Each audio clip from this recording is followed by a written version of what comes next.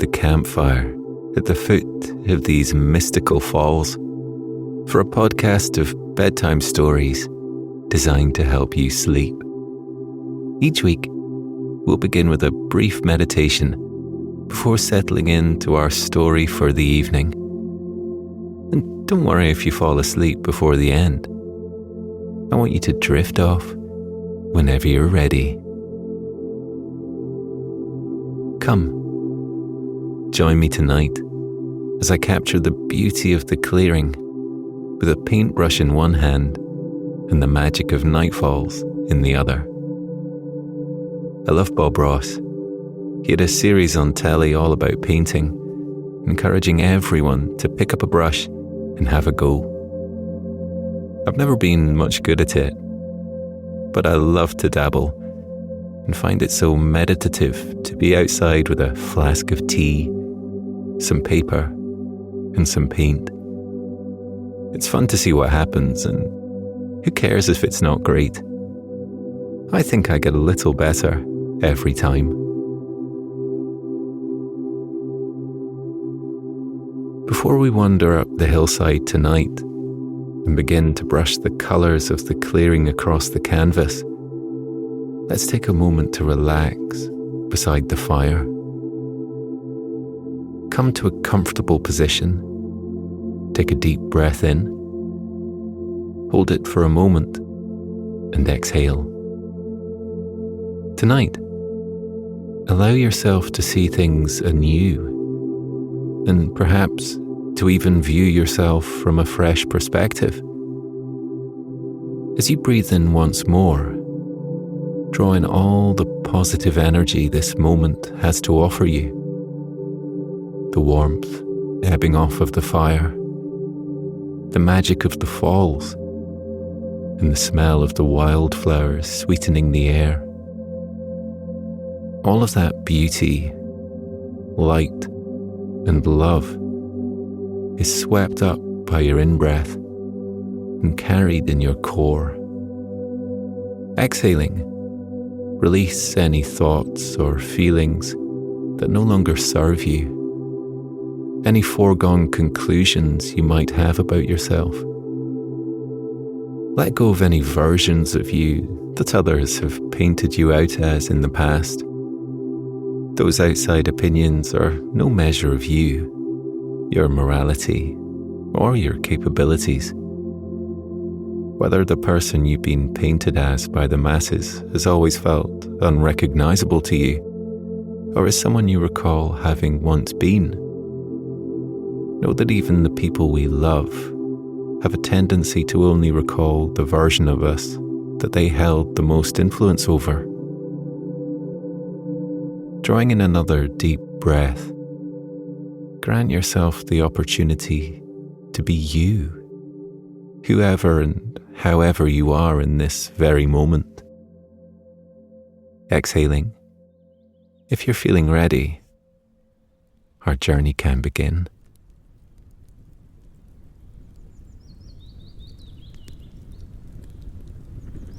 I've had the fortune of painting nightfalls in the very depths of its winter and the full bloom of spring. I've splashed its autumnal oranges across the canvas and the light gold, loosening heat of its summer nights. Aside from the treetops that stretch a little further into the sky with every passing year, Nightfalls has hardly changed since my arrival. When I first began painting the falls, I couldn't understand how something changed so little by the passing of time could appear so different to me whenever I set out to capture its likeness. Years went by before I realized that though the falls were not changing, I was. With every year here, I continue to grow. That growth ushers in a shift in my perspective. The face of the falls has long since gone unchanged. And I've come to think that perhaps that's because the magic of the falls has elected to nurture me instead of the clearing and help me grow upon its hallowed soil. In my growth, I found the things that caught my eye and felt important have continued to change. The falls remain almost fixed in time, a perfect pocket of peace and predictability, granting me the safety I need to grow. Nightfalls hasn't changed. I have. And with that change, the way I see the world around me has undeniably shifted too. The path up to the little lookout spot is well trodden these days. Follow me. It's right this way. I needn't take anything with me. I left my pots and paints up there last time I visited. The first time I walked up here, I had to cut away at the vines and redirect the branches of the trees. It wasn't an easy journey back then. In fact, the first time I stumbled upon the lookout, I hadn't even been searching for it. In the early days, I spent hours meandering through the pine forest and across the hillsides surrounding the clearing. I was determined to see all that Nightfalls had to offer, and after a few months of exploring, I was quite sure that no leaf had gone unturned. That is, until I stumbled upon the lookout spot where we're heading up to now. I think perhaps the magic hid the lookout from me initially, to push me to explore the beauty and natural wonder of Nightfalls myself, before it revealed to me the spot from which I could take in all of its beauty at once. That's the thing about this little lookout. In itself, the place is small. Nothing more than a little break in the trees, halfway up the hillside, with just enough space for a picnic blanket and an easel. However, though the lookout itself is rather small and quaint, the view it overlooks is far from it.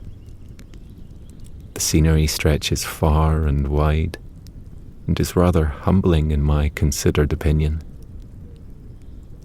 From that little spot, halfway up the hillside, you can see deep down into the heart of Nightfalls, and all the way across the mountains that rise up around the clearing.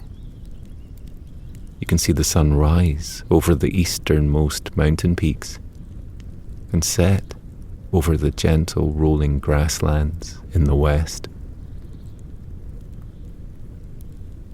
Once I learned to harness the magic of the falls, of course, the journey up to the lookout became far easier. I simply asked the magic to carve out a path for me. I didn't want to be of any disruption to the clearing, so instead of pulling roots from the ground, I used the magic to bend the tree trunks and the flower stems into a sort of tunnel shape. Now, as you can perhaps see, the trees grow outwards and up before knitting together above our heads. Look at the way the leaves are intertwined. They form rather a nice canopy, I think. Apples and pears hang from the branches in the summertime. Perhaps we'll come across some ripe enough for picking tonight. The flowers tangled into the foliage seem to grow more vibrant the further I follow the path up the hillside. It's not far now. The walk up here isn't a long one, but I can't help feeling like I'm in a different world, tucked out of the way when in my lookout spot. Taking the time to step back and paint the falls grants me a sense of perspective. It reminds me of where I started and quite how far my journey has taken me already. It helps me to take pause and give thanks for the way the sunlight kisses these hillsides and the snow dusts the tips of the taller mountains, even in the summertime. Perhaps I'll find myself stood upon the peak of one of those great mountains, gazing back at nightfall someday. I'm quite sure that, even at a distance, the clearing will be as dazzling as it is up close. Here we are. I'll have to pull back some of the branches to get a better look. The foliage is rather a lot thicker than it was the last time I came up here. I'd say the view leaves me breathless, but I'm not sure that's quite the truth. The untamable beauty of nightfalls and the rugged, rolling peaks and valleys that stretch out beyond it leave me awestruck time and time again. It's the kind of view that gives you pause. It makes you want to breathe deep and feel the ground through the soles of your feet in an attempt to try to capture as much of the moment as possible and draw it into your body. Down there, cradled in the valley between three converging mountains, and tucked away from the drama of their exposed peaks and ridges, lies Nightfalls.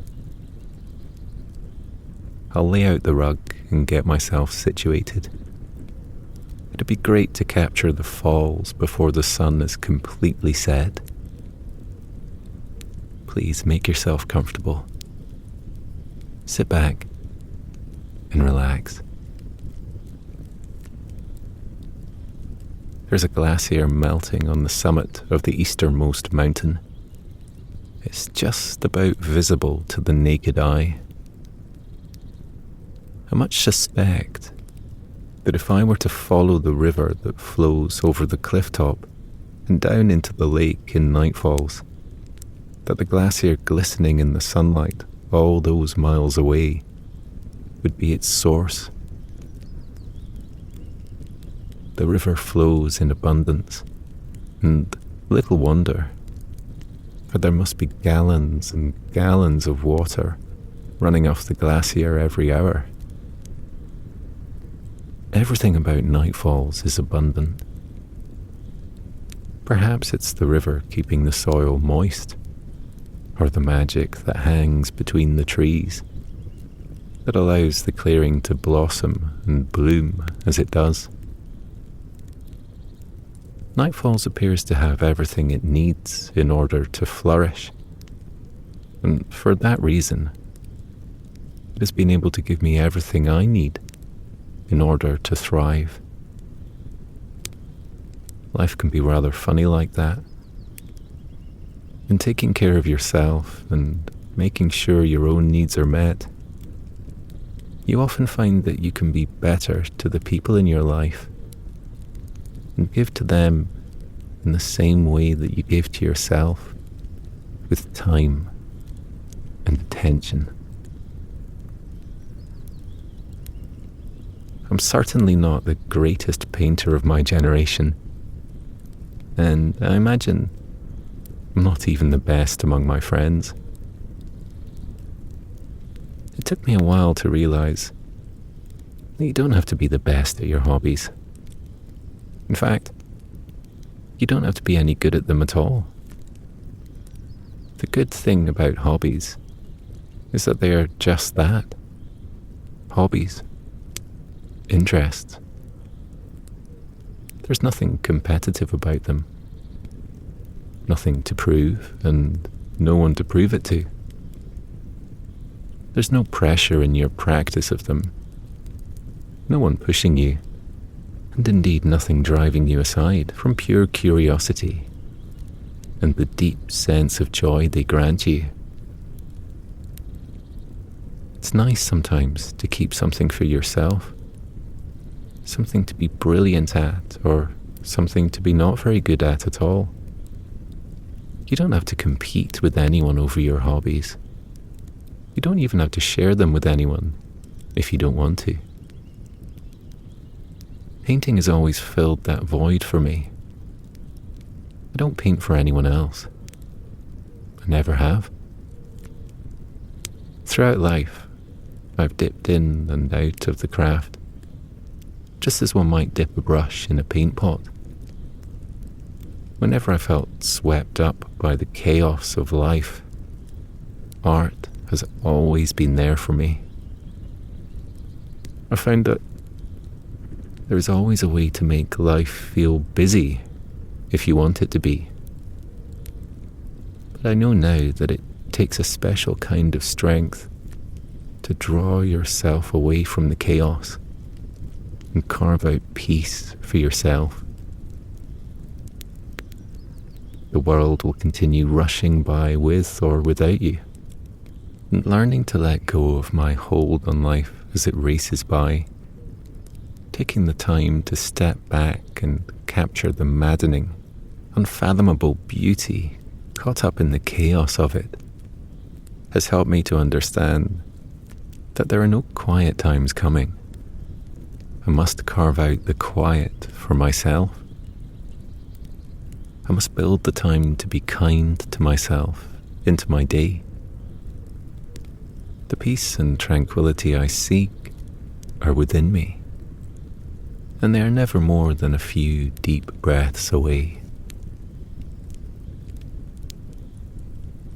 I found that it's a little easier to capture the true spirit of nightfalls when the paint I work with is formed of the very stuff I'm aiming to depict. I'll paint all night, going over and over my previous work. As the sun begins to set, I paint over the blue skies and douse the mountaintops in gold. When the blanket of night finally cloaks the view before me, I'll splash deep blues across the canvas and try to capture the endless dark of the evening and early hours. I'll add the silvering moon to my painting, only when he has finally taken it upon himself to show face and cast shadows even darker than the darkness itself across the clearing. I've always found the darkness rather peaceful, particularly in nightfalls, where the quiet ushers in a sense of calm, comfort, and stillness. I'll chart the progress of the stars across the night sky until the sky begins to lighten once more and the sun peaks over the tips of mountains in the east. I'm not just painting nightfalls. I'm painting the passing of time. I weave magic into all of my canvases these days, for it allows me to play through the painting. With a simple incantation gifted to me by the lady in the lake, I can watch the sun setting over the hillsides in my painting over and over again on every perfect day I've taken the time to capture it. Each evening that I have attempted to capture nightfalls has appeared to me to be as perfect as the last, though it must also be said that no two sunsets have ever struck me as being in any way similar. It was around the third time I brushed paint across parchment in nightfalls that I realized there are endless iterations of perfection. The oranges and ambers of its autumn appeared to me as beautiful as the blossom of its spring. I began to wonder how different life might be if we could all see the beauty in our differences. The magic of the falls isn't just threaded into the canvas. It's bound to the very paint itself. I have a few colours left over in the watercolour palette I brought in my backpack when I first arrived. But my paintings didn't really start coming to life until the conversation I had with the lady beneath the lake. She told me one day that she rather enjoyed the gallery that was beginning to take shape in the cosy cave behind the falls, where I hung most of my work once it had dried. The lady, who I had come to know as Anwen, said she thought I was rather good. Anwen did, however, caveat her compliment in saying that she hadn't actually seen any landscape painting before, so really might not have been the best judge of ability. I stifled a laugh at the half-baked compliment. There's something wonderfully direct about Anwen. It surprises me even now, because there is nothing direct about the water she was born of. Her eye contact seems rarely to waver or give way, though the water that surrounds her seems to always be rippling and ready to be moved by any and all forces. The water is constantly making space for the people who'd like to drift upon it, wade through it, dip into it. But there was a confidence about Anwen, a sort of steadfast certainty and stillness that I found rather reassuring. Anwen never got swept up in the current. She created it.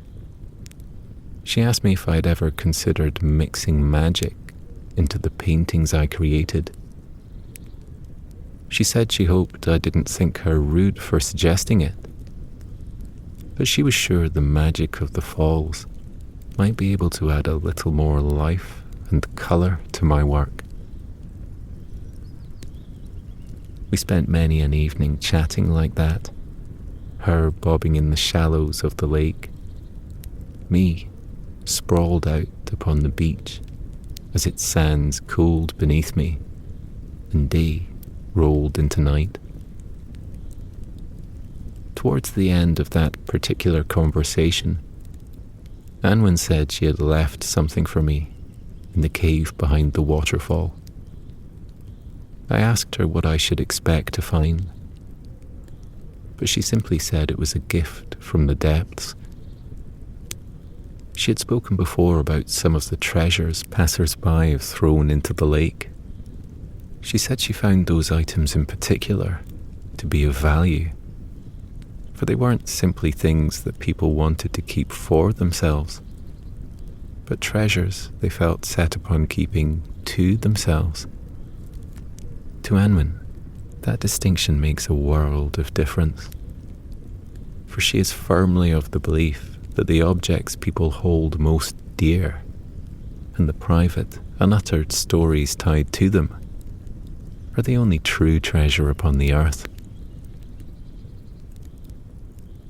The very next day, I called into the cave behind the waterfall. I'd learned how to duck in and out of it without getting caught in the falls. Resting on a rock in the darkened far corner of the cave, I noticed a piece of parchment. As I drew nearer, I could begin to make out the handwriting scrawled across it. The parchment seemed old, and although the ink had bled a little, perhaps from so much time hidden beneath the surface of the lake, it remained entirely legible. It appeared to be an incantation of some sort. I hadn't realized the magic of the falls would respond to verses or enchantments like the one scrawled across the paper. But I trusted Anwen, and I still do. It's in her nature to tell the truth, to be bold and direct. I folded the incantation carefully into my pocket and carried on up the path that leads me to my little lookout. As I began to paint that evening, the scene looked much like it does tonight. And before I picked up my paintbrush or wetted my watercolours, I took the time to read through Anwen's incantation. I had already learned that harnessing the magic of the falls had much to do with intention, with confidence and expectation. And so I rehearsed the verse over and over, allowing the words to settle somewhere deep inside of me before I breathed life to them. When I finally felt clear enough on what I wanted, I let my words paint the world around me, filling the quiet of the evening air and drawing out the magic in the clearing, calling it to recognize the magic that lies within me, that connects us all. I say it each and every time I set out to paint nightfalls. The words are almost etched into my mind nowadays, and they go a little something like this. I call upon the things I see, the river and the twisting trees. The magic calls from me to you, for you are twinned with magic too. I call the colours and the light and love. I call the darkness and the stars above. I draw them up into my brush and paint them out with an artist's touch. The incantation that Anwen laid out for me that day allowed me to dip my brush into the world around me and to learn to paint with the elements. Perhaps you can see the fabric of nightfalls gently rippling as I dip my brush into the sky above. Of course, I cannot reach the sun or the blue skies myself, but in setting my intention and lifting my brush to the sky, I am rewarded with the pure sunlight that coats the tip of my paintbrush now. You can almost see the effect my brush has had on the atmosphere.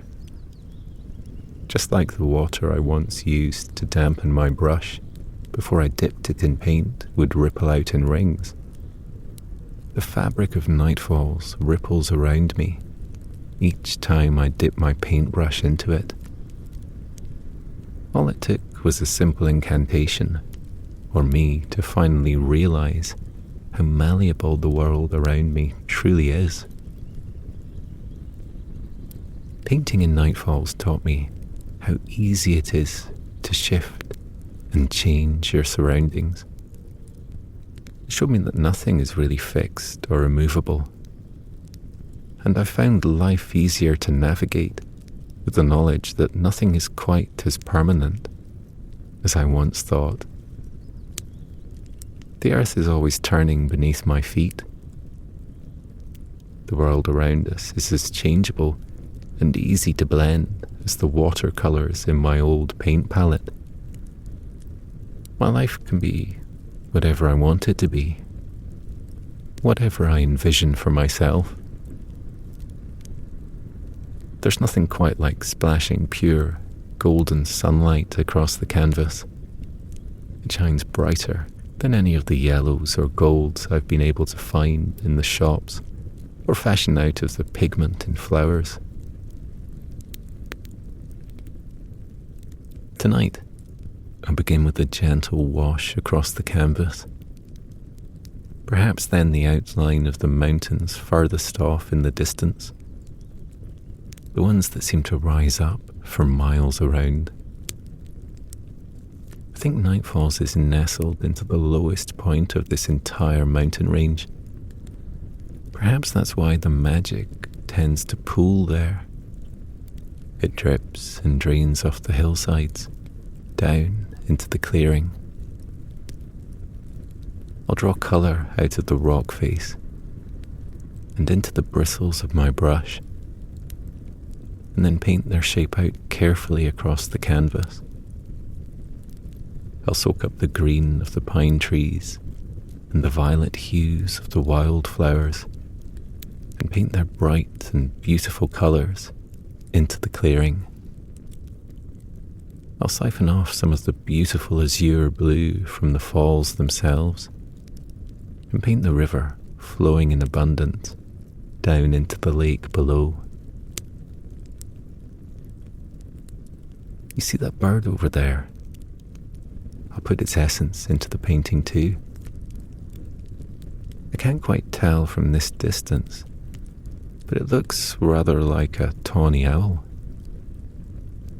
The beauty of the magic is in the way it connects the things, creatures, plants, and trees that make their home in the clearing. Magic brings things and beings together and helps them to understand one another, even when they've no common language or experience. Just as the magic of the falls resides within me, it will be under the wings of that bird as it soars through the sky.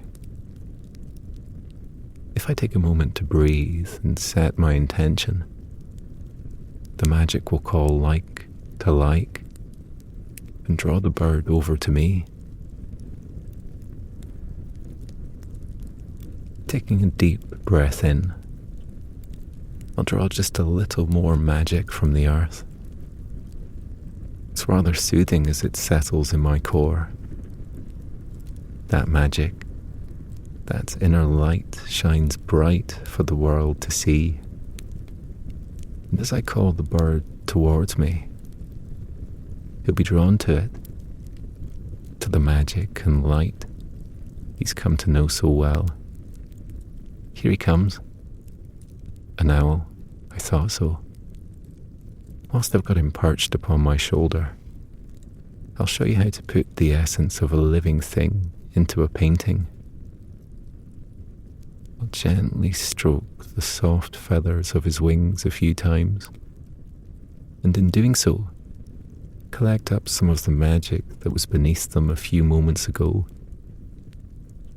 Having captured the magic he flies upon, I can then mix it into my paint. I think a bright blue for his beautiful eyes, perhaps a golden brown for his feathers. There. That looks perfect. Now, with his essence bound up in the painting, you'll notice that as he flies from my shoulder and soars off into the night sky, the owl in the painting begins to fly as well, mirroring his movements around the clearing. I'm not a good enough painter to give a picture what the critics of the art world might describe as movement and life. But with the magic of the falls, I can capture just a little morsel of our good friend's essence and bring my pictures to life with it. With that, I think this work of art might just be finished. And I must admit, I'm feeling really rather tired. Let's head back down to the clearing. The walk always seems much shorter going downhill than it feels on the way up. As I near the clearing, I find that the magic thickens in the air around me, and the heat penned in by the thick pine forest keeps nightfalls warm and toasty all night long. Here we are, home at last. I'll just set the painting down beside the flames, not too close of course, just near enough for the warmth to begin drying out the paint. I think I might turn in for the night. You're very welcome to sleep on the beach, or perhaps you might find the shelter at the foot of the falls more comfortable. You could of course rest here, by the fireside too. Wherever you'd feel most comfortable, please do relax and get some rest. I'm sure I'll sleep soundly tonight.